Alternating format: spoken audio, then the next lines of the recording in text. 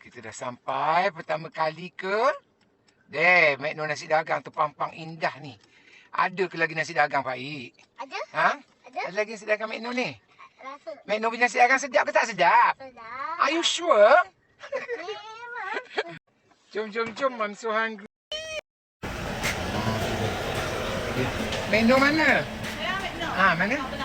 Kat belakang. You panggilkan boleh? Boleh. Tak bagi tahu dia nak datang ni. Oi, mak dia. Ni nasi dagang dia. Gulainya. Asin nasi dagang. Cuba tu sikit tak tengok. Tengok. Pekat gulai McDonald dengan ikannya. Dengan telur. Sedapnya. Ikan celup tepung.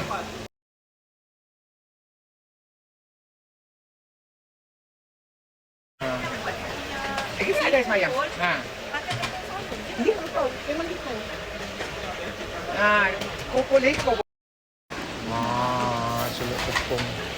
Celup tepung.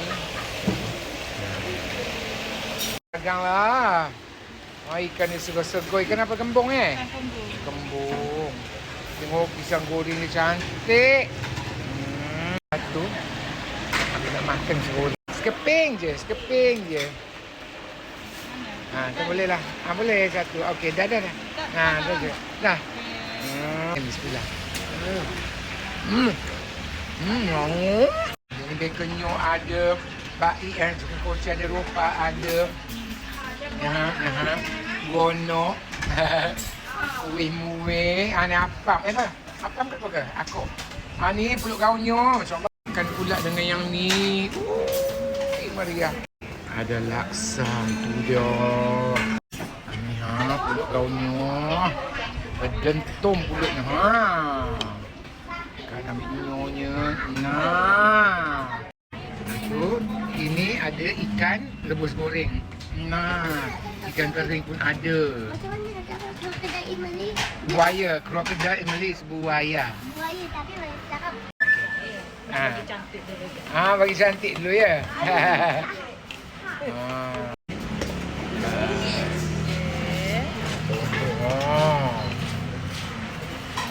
Nak telur tak? Nak telur tak? Telur satu lah.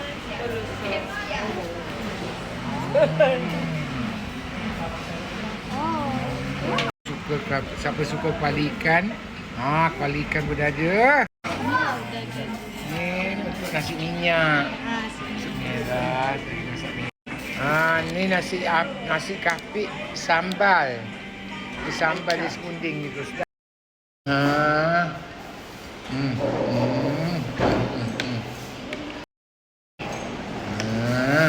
Bismillah.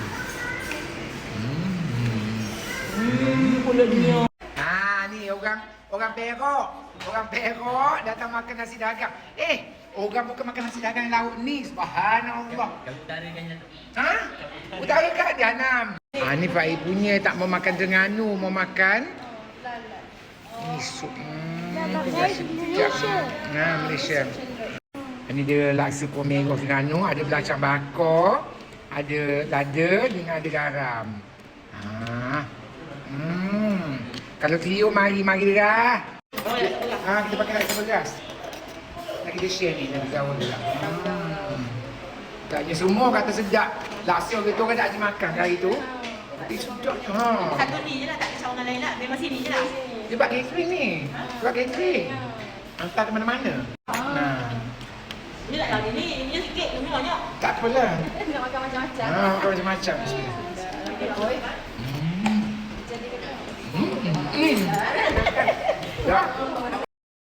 Dagang pula. Nasi lemak. Wah. Masih garuk? Bukan. Bukan. Dia kedai ni jual nasi. Ada Boksu. dia jual nasi lauk yang gulai kuning tu. Tapi ada ikan rebusnya juga. Tambah cili tak cukup cili. Lada. Lada. Nak kenyek. Kena sedap pisang dia. Rojok bersetur pula. Masuk Zohor dah. Berok selubuh lagi.